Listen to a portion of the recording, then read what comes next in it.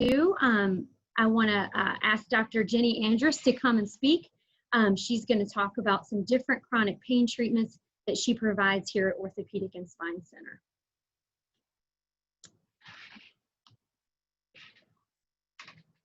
Afternoon. Thank you guys for coming. This is so odd for me. I'm used to being able to see people's faces and know what's going on. And so today I'm going to try to do this very COVID safe. We are all very, very socially distanced.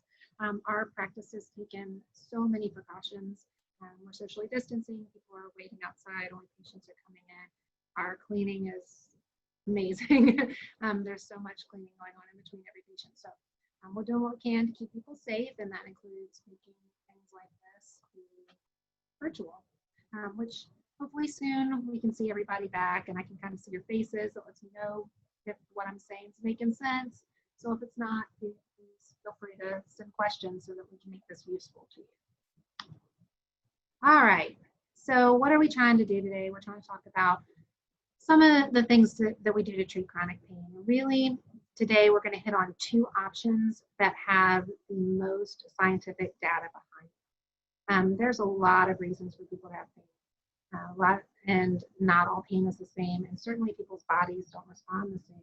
That's what keeps my job interesting and challenging. So we're going to hit two that have some of the most rigorous medical literature and scientific data to back them. And so we really like that. You know, we want something that works for a good majority of people and works well, works for a longer period of time. All right, so when we're talking about pain, you know, I mean, that's a very broad term, right? There's lots of things that cause pain, but a simple way to break it down is, and when we're talking about musculoskeletal pain, essentially, which is predominantly what I treat, joint problems, back problems, pinched nerves, that type of thing, neuropathy. So when you're looking at that, we tend to break it down into whether it's mechanical pain or neuropathic pain. So mechanical pain is usually something that you can produce. So think of that as like a rotator cuff tear. It might ache all the time, and certainly you get aches when you lay on your shoulder at night, but you can really provoke the pain by stretching that tendon or using it. Neuropathic pain is different. Neuropathic pain is coming from a nerve injury source. The most classic way to look at that would be a pinched nerve from the back of the neck, or peripheral neuropathy, for instance, like diabetic peripheral neuropathy. So that oftentimes is very weird. Patients say, I have no idea why my foot is numb, but it hurts. You know, my foot feels like it's falling asleep, or it's coming awake from falling asleep all of the time, even though, you know, the blood feels good, or my toes feel cold, even though, you know, they feel cold to me, but when my husband touches them, they don't feel cold, that type of thing. So you're not crazy if you have those weird sensations. That's part of what nerve pain is. Now, some of the treatments we're talking about treat both mechanical and nerve to some degree, but when we're talking about back pain particularly, most chronic back pain is thought to have a component of mechanical pain as well as neuropathic pain. So what we're really trying to get at with this is predominantly the neuropathic pain. So chronic pain isn't all the same for everybody, obviously, and the level of pain is different for different people, but the level isn't as important as your functional status. And by that I mean, people will come in and see me all the time and they say their pain is 10 out of 10. I say, oh my gosh, you know, 10 out of 10, that's like the worst pain you can imagine. I say, oh gosh, I feel so much better since I saw you last time. For them, their pain is always a 10 out of 10, okay? So other people say, my pain's a 2 out of 10, but their husband had to wheel them up in a wheelchair because they can't put any weight on them. You know, so the number really doesn't matter as much, and it doesn't have interperson reliability really. So what we're thinking about more with chronic pain is what is it doing that's impacting you, because that's the stuff that matters in the long run. So can you do what you need to do around the house? Can you go to work? Are you productive at work? Are you able to play with your kids? Can you go out and take a walk? Can you garden? Are you able to be intimate with your partner? That's the stuff that matters in the long run, not so much a pain score. So in most chronic pain literature, particularly, we're looking at, does the patient get functionally better? That's way more important and impacts. And that's also something that we want to see continue for years down the road, not that they just got better for a couple of weeks or a couple of months. Most patients, by the time they get to me, have done a lot of different treatments.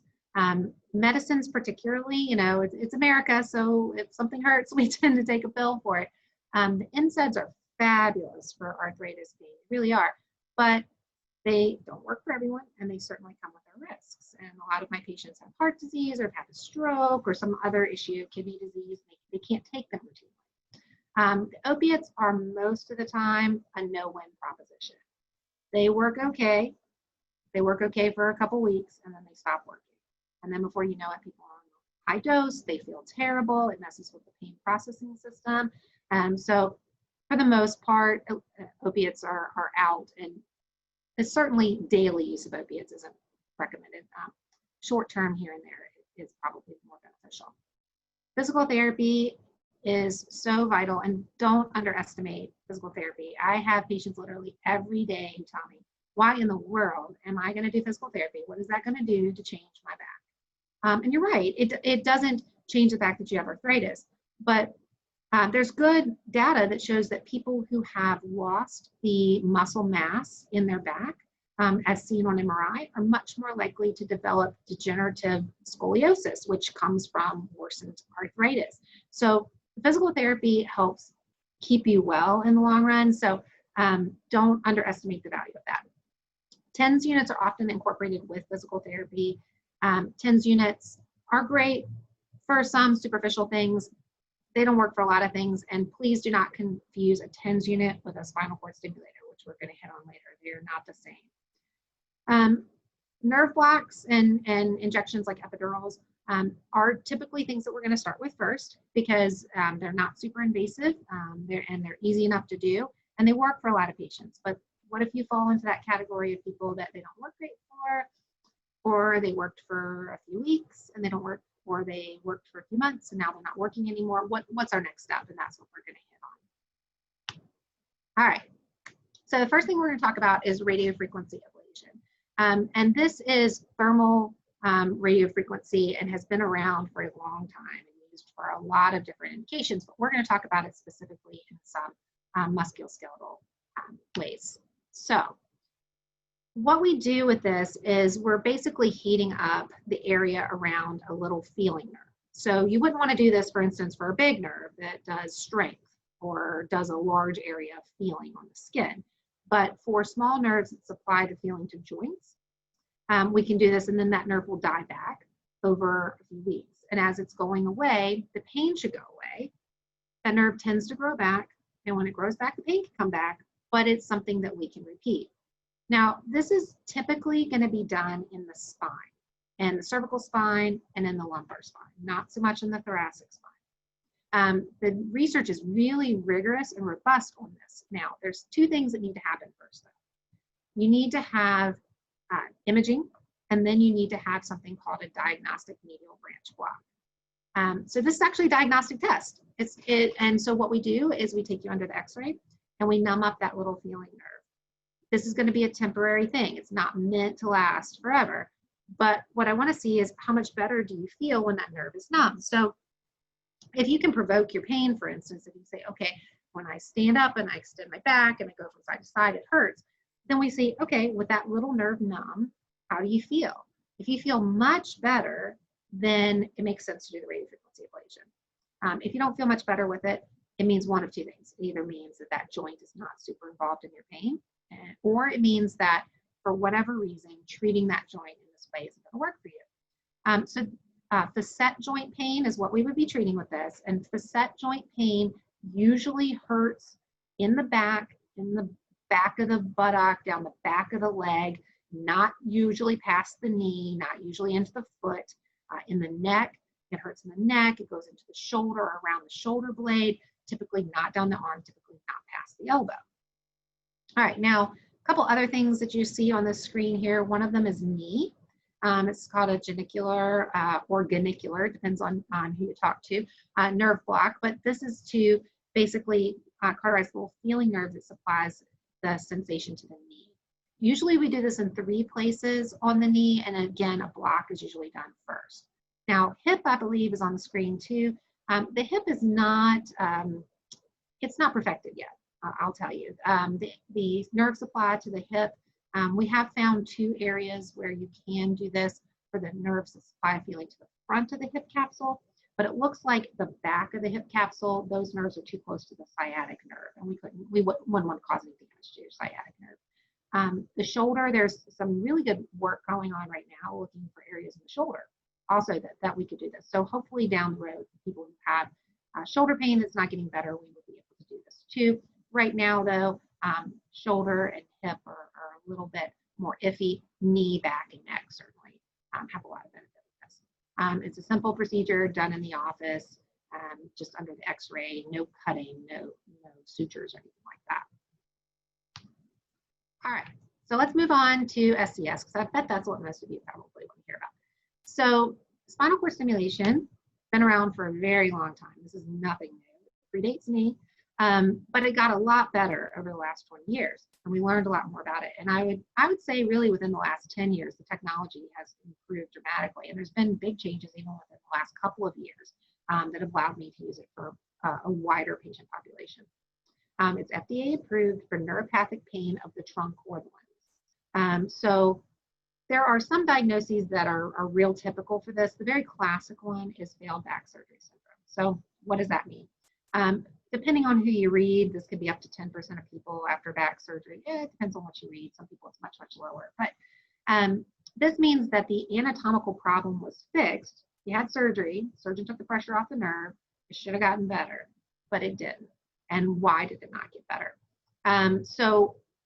What we're thinking is that there are some chemical changes that actually happen at the nerve level where it's coming out of the spine, and that causes some chemical changes in that part. It's called the ganglia, the dorsal ganglia, and those chemical changes continue to perpetuate this nerve pain response even when the pressure was taken off of the nerve. Think of it like an old water hose, not the flexible ones, but the old water, lawn hose, and it's across your driveway, and you drive over it, and the tire's over it, and it's squished. It looks terrible, right? The water stops coming out the other end. So you pull the car off. Now it starts working again, but it might look like it's okay on the outside, but inside it's cracked and damaged. And that's kind of the way you think of the nerve that sometimes happens after surgery. When we're doing something like spinal cord stimulation, it's chronic pain. So we don't want to do this for an acute pain process. And we want to give you enough time to heal on your own. So particularly nerve stuff heals very, very slowly. Most of the time I tell people, give yourself a solid year after an injury before you really have an idea of where you're at. And you may still have some improvement after the year, but within that first year is when you see the most change. So if you just had a surgery 2-3 months ago and you're not well yet, I might talk to you about SCS as a potential down the road, but it's not something I would do right now. Now, if you've had a surgery and it's been 9 months and you're still in a lot of pain, then we may be looking at this type of thing. Neuropathy is a newer, for me, kind of indication to do it. So before, years ago, we didn't have the option of something called high frequency stimulation. And now we do. So I guess let me back up and tell you kind of how the stimulator works, and then it'll make sense. So the point of the spinal cord stimulator is to replace the pain signal with something that doesn't hurt. So the traditional version of it, which you stimulate the back of the spinal cord in the epidural space. So that's the space of fat and blood vessels around the sac that holds with the fluid in the spinal cord inside the bony canal. So it's the same place where probably most people have had epidurals for surgery, labor and delivery, or for pain. But instead of medicine going there, it's that electrical stimulation. So the traditional version of it, you feel a tap or a vibration. Some patients will say it feels like kind of like bubbles. So it bypasses the pain signal. Your brain thinks about the predominant pain or the predominant sensation. So think of it like, why does a heating pad work? There is nothing magical about a heating pad. Your brain's thinking about the heat. That goes on big, thick fibers quickly to the brain, actually goes faster than the pain fibers. Same thing, it's like, you get a paper cut, you just kind of instinctively pinch your finger. Why would you do that? It's because, you just instinctively know that you're going to feel that pressure instead of that sting or that burn. Now, more recently, and I mean, it's not super recent, it's been several years, but we've had the option of high frequency stimulation. So with that, the stimulation is at such a high rate that you don't really feel anything. Now, why is that important for neuropathy? Because most patients, the neuropathy is where? It's in their toes and their feet, right? So for my back pain patients, they love feeling it in their back and their hips. It feels great. It really bypasses the pain. They're happy. But when I try to push it down into their feet for their neuropathy, it feels good for a little while. And then for a lot of patients, it just kind of gets annoying. So for patients that had predominantly neuropathy, I hadn't done a ton of this 10, 15 years ago. Now with the high frequency, I'm doing a lot more of it, having great success for just strictly neuropathy. Complex regional pain syndrome, RSD is the older term for that. That is a crazy upregulation of the nervous system to an injury. That's also fortunately a very rare thing, but a classic indication for this. We want to do this with people who have moderate to severe pain. So if your pain's mild or if your pain is very intermittent, this isn't something I would do for that. And we want people to have tried the easier stuff, because a spinal cord stimulator trial is pretty darn minimally invasive. But if it works well, we're going to put in the permanent, and the permanent is a surgery. Now, it's an outpatient one. It's nothing like the rods and screws you got when you had your fusion. You're going to go home. You're going to feel fine afterwards. But it's still a more aggressive thing to do. So we want to try the easier stuff first. And we do it oftentimes, excuse me, in patients who have had a surgery and still have pain, or in patients who have so much wrong that the surgeon really does not want to do the surgery. Excuse me, sorry about that. Sorry about that. So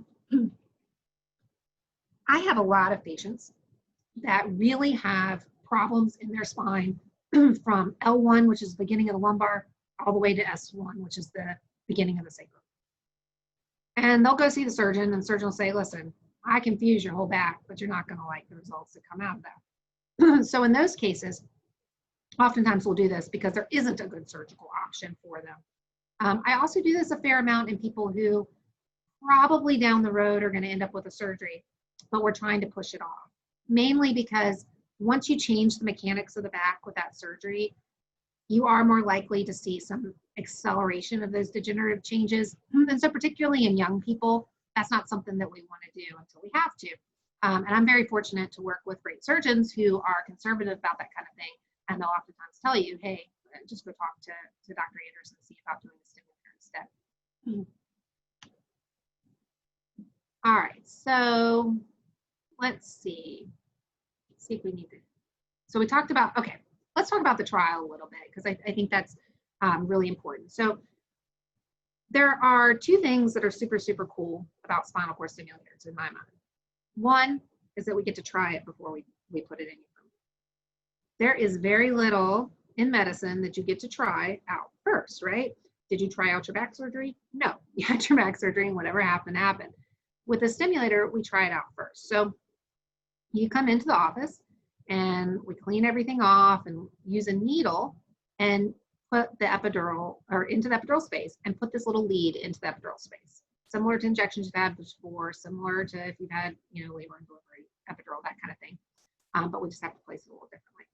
Once it's in there, the rep's going to be in the room with us, and he or she is going to say, hey, where do you feel it? So we want to make sure that you're feeling that sensation, even if we're going to do the high frequency that you don't feel, okay? But we want to make sure that you feel that sensation over the painful areas. So it hurts in your back, it hurts in your buttocks, and your legs, down to your toes. Same thing if we're doing in the upper extremities. Once we're happy with that, you're going to pull the needle out, cover it up with a big dressing, and then you're going to have an external piece. And that external piece is how you hook it in. The trial can last up to a week. We don't want to go over a week. During that trial period, you get to turn it on, turn it off, turn it up, turn it down, adjust it, see how it works for you. You get to do the high frequency. You get to do the one that you feel, or what's called paresthesia based. And so during that trial, we get to see how did it work for you. So what is our marker of did it work, okay? Now, 50% reduction in pain is sort of a good benchmark. And normally it's much higher than that, to be honest.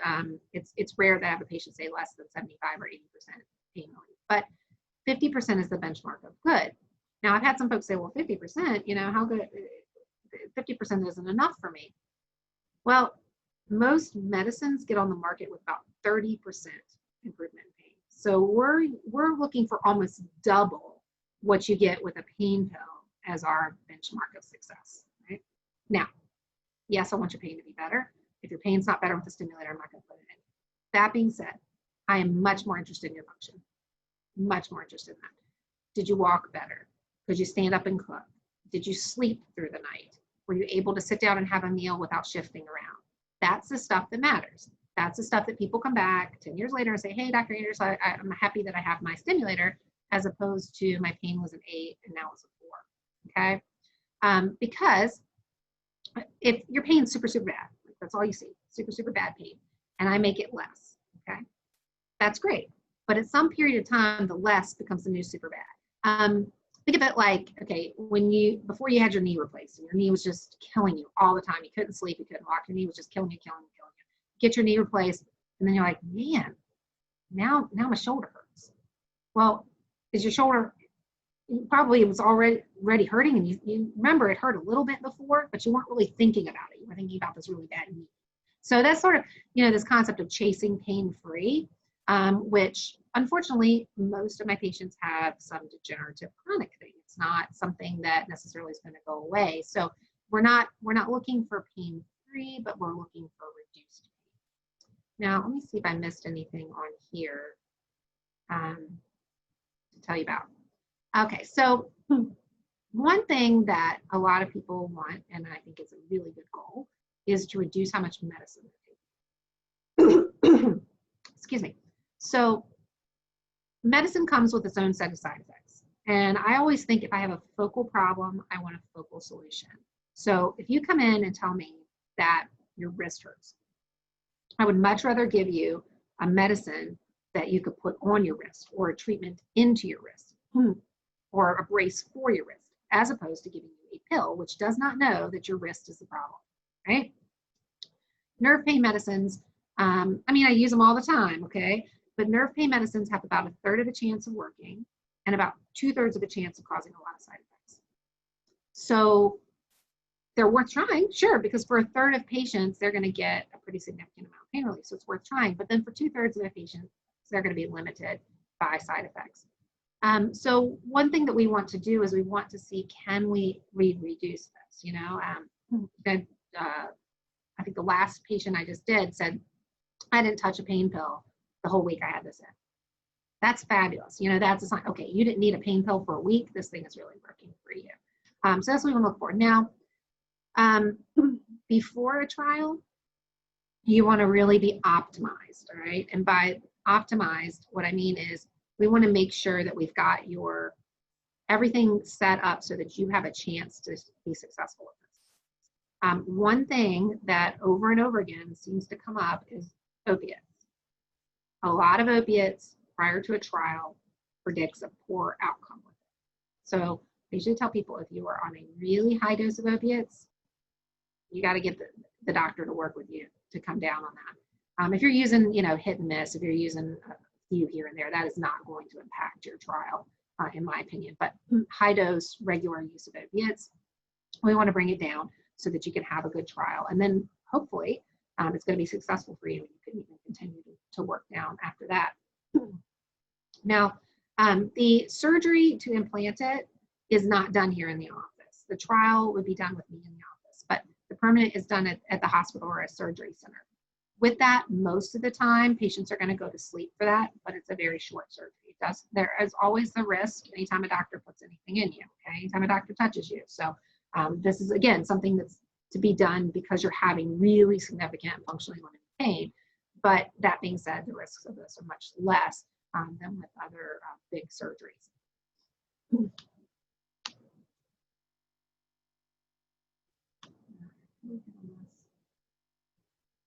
Okay, so we talked about the trial being the first cool thing, right? So the second really cool thing is that we can personalize it. And so that again comes back to focal problem, focal solution. So if you hurt in your right leg, I want you to be benefited by this in your right leg. But I also want the possibility down the road to cover your left leg. Why do I want that? Because pain's a moving target, right? So right now, you might have pain, some sciatica pain in your right leg. Down the road, you might develop in your left. So we want to be able to customize it to treat what's going on now, then give us a little bit of flexibility for this coming later. Now, the paresthesia base, the one that you feel, like I said, most of my patients really like that in their back and in their hips. They find it soothing and they like it. They typically don't like it lower down. Most of them like to feel that high frequency. What the data seems to suggest, or actually really shows now, is that a combination tends to be the best.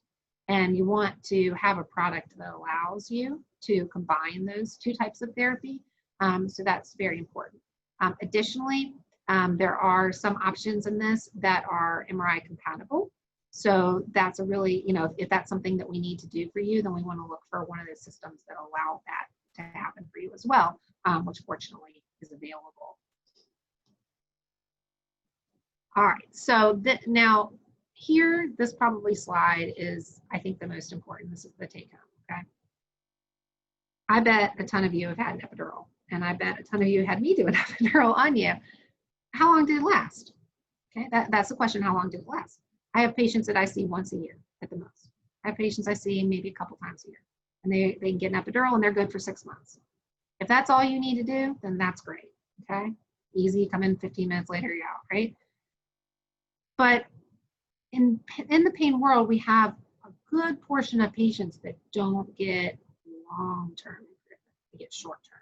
So this showing you that 2 years later, people still have a significant improvement in their pain scores, that's gold right there. Because that's showing you that this is a durable, long-lasting thing. I think a good part of this has to do too with having the flexibility and the newer systems to adjust things. So, and I tell this to all my STEM patients, but this is a tool. This is me handing you a tool. I didn't change the anatomy of your back. I didn't, take you from 80 to 25. I gave you a tool. And so you got to work with it. And now there's lots of settings on this. The patients put it on, they leave it. They don't even have to think about it. This is, and for the most part, it's going to be like that. But as your pain changes, you're going to want to have it adjusted.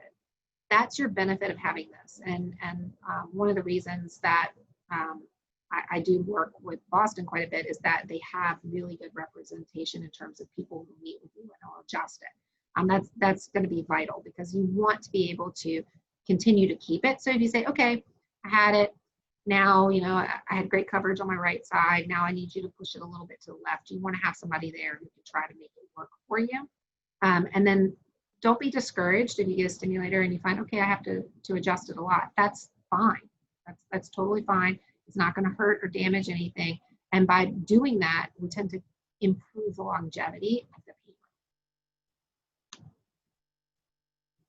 All right, you ready? Okay. All right, we're just going to switch spots here for a minute. And like we said, we'll take some questions and answers, do some Q&A at the end. But right now, I would like to introduce one of Dr. Andrus's patients, Miss Catherine Whipple. Let me get her video going here. Give us just 1 minute. Miss Whipple, you can talk. Hi. 17 years. I can hear you great. Wonderful. 17 years ago, after a car accident, I had a spinal fusion. Dr. Carlson did it. I continued to have pain. I tried physical therapy, then pain meds.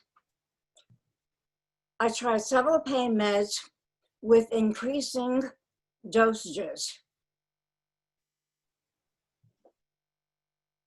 I needed 2 Percocet to get out of bed in the morning.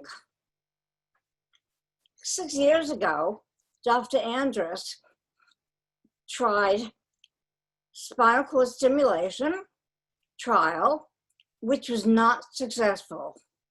Last year, Dr. Andrus said, there's a new improved spinal stimulation study, and as soon as study, and we tried that.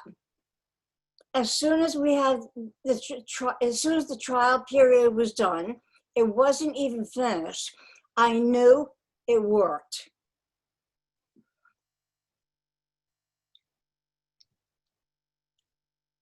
Then I had the permanent spinal cord stimulator implanted. I got immediate relief, 100% relief. I have not used any pain meds since, even an aspirin.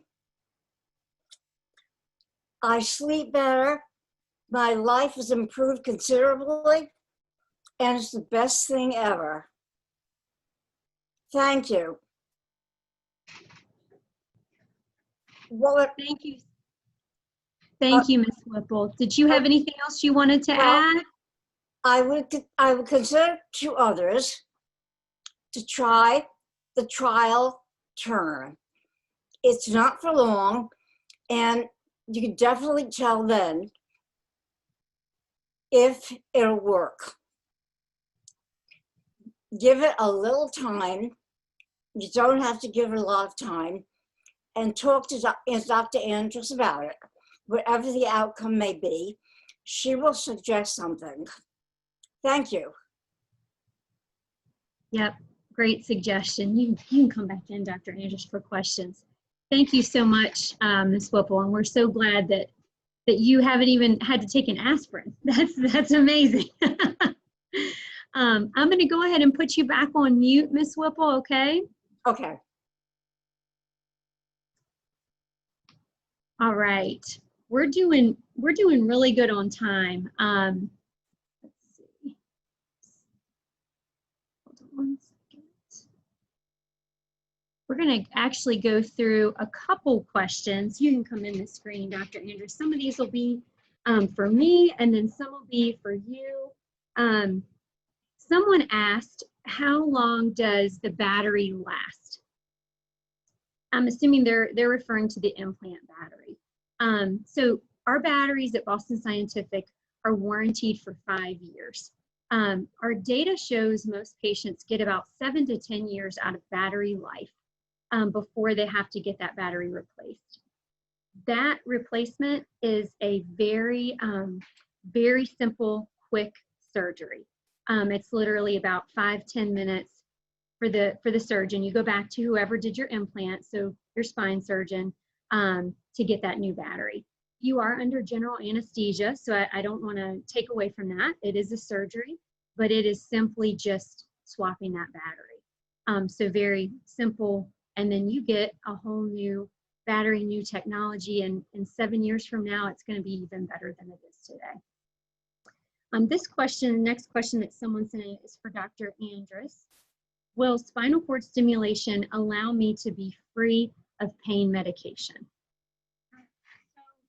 We want you to be free of pain medicine, but it's not necessarily a guarantee that you are. Now, a reduction in pain medicine usage is one of our criteria for whether or not this was successful. For patients who are on chronic things, like they're taking every single day that you can't like abruptly stop, we wouldn't stop that, before your trial, but we'd like to be able to see it reduced. Most of my patients, I'd probably say more than 3/4 of them are on very little pain medicine. Some of them still will take it for other conditions. For instance, they may have bad shoulder arthritis or something like that on top of their back issue, and they may use it for the thing the stimulator's not treating. But most patients don't need much after the stimulator. We actually have time for a couple more. Y'all sent a bunch of questions in. I promise we will follow up with those, but we'll take just 2 more. Someone asked, will SCS help with peripheral neuropathy? So the short answer is yes, it will help with the pain associated with peripheral neuropathy. Now, it's a pretty long discussion, but I'm going to condense it down into the important parts, okay? Peripheral neuropathy has positive symptoms and negative symptoms, okay? So the positive symptoms are pain symptoms, the burning, stinging, numbness, aching, tingling, all that kind of stuff, okay? The negative symptoms are my feet just don't feel right. I don't feel them when they're on the floor. It feels like I'm walking on pillows. I'm stumbling. That type of thing is not improved by stimulators. Stimulator is a treatment for pain. Now, the other thing too to remember is that I am not actually treating the peripheral neuropathy with this. I'm treating the pain. So in our country, 2 big causes of peripheral neuropathy are heavy alcohol use and diabetes. So if the diabetes is poorly controlled, for instance, it would still get worse even with the stimulator in. So we want to be sure that we have optimized all of those factors before we do the stimulator. But then, yes, it does help with it. And like I was saying earlier, I typically use high frequency for folks who have neuropathy. Another question we've gotten, let's see, about 5 times, so I'm definitely going to hit this. Is it covered by Medicare? Oh, yeah. So most insurances cover it. Medicare definitely covers it. It is FDA approved for the neuropathic pain of the trunk and lumbar. So it's rare that we have an issue with it. There are a couple of insurances that have been a little wonky in the last couple of years and have, really limited the diagnoses, but most of them still cover all of the major diagnoses that we use for. Yeah, and now we're going to take this one last question because this has come up a few times too. What type of back conditions is this applicable for? Okay. So the condition is less important than the pain it's causing, if that makes any sense. So most of what I see are people who have arthritis. So doctors use a lot of terms to basically say arthritis in the back. Okay, so spondylosis, degenerative disc disease. Those both things mean arthritis. Now, what does the arthritis do? Sometimes it causes pain. Usually it doesn't, though, right? I mean, everybody over 40 has arthritis in their back. If you look at MRI, you know they have pain. What the problem is when it starts, either the structure's not working well because of the arthritis, or more commonly, you look at things like the joints getting lumpy, bumpy, and filling up the space where the nerve should be coming out. And so then they can encroach on the nerve space. So then people have nerve pain as a result of that. And so, yes, then the stimulator would treat that type of arthritis pain. So pinched nerve pain, pain after surgery, and then there are some thoughts that most chronic back pain has some nerve component to it. Strictly structural stuff like slippages and that type of thing, if they're pinching a nerve and causing pain, then yes, this would work. Slippage, spondylolisthesis, if your doctor's told you that, that itself, just that slippage, it wouldn't treat that pain, but it would treat that pain if it was pinching on it. So scoliosis, so again, we would use it to treat nerve pain as a result of scoliosis. And we have to be a little cautious. Like most of my patients who have degenerative spine issues have some degree of scoliosis. So we would use that in folks who are not going to be moving forward with a big, fusion type surgery or stabilization surgery. All right, I think we covered the most popular ones. Again, I will make sure to follow up with everybody. I do have a question. I'm going to launch a question for you all on the line. You should see this come through.